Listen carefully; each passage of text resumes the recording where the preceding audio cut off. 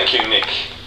$40 million has been fast-tracked towards planning for a new metro rail tunnel under the city to South Yarra.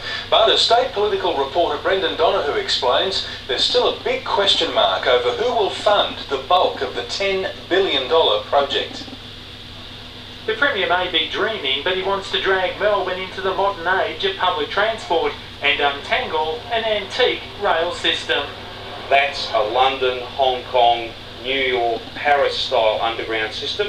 The ambitious plan is for two 9-kilometre tunnels to be dug between North Melbourne and South Yarra, with new stations at Arden, Parkville near Melbourne University, CBD North near RMIT University, CBD South near Flinders Street Station, and Domain near the Shrine. The Napthine government's plan for a cheaper, shorter route through Fisherman's Bend to Southern Cross Station has been dumped. The government says $40 million has been fast-tracked before the May budget to get planning underway. A project that I think not only we can be proud of, but our children will be grateful for as well. The state is promising a third of the $10 billion price tag, but it's banking on the federal government and the private sector to provide the rest. This project is a project that has been planned to death. He's announced 0.4% of the funding. It's enough for 38 metres of track.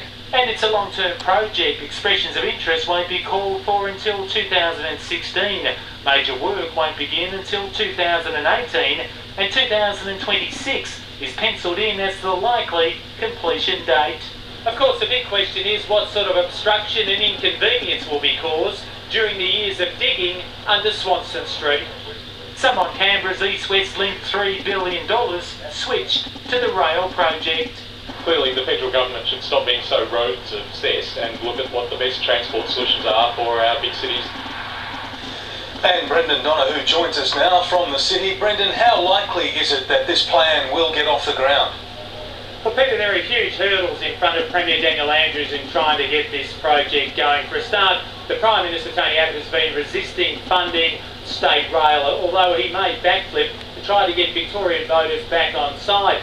Then the private sector will want real bang for its buck if it's to raise between $3 and $4 billion and try to generate some commercial opportunities at those planned 5 new rail stations under the project. Peter? Thank you, Brendan. The execution date for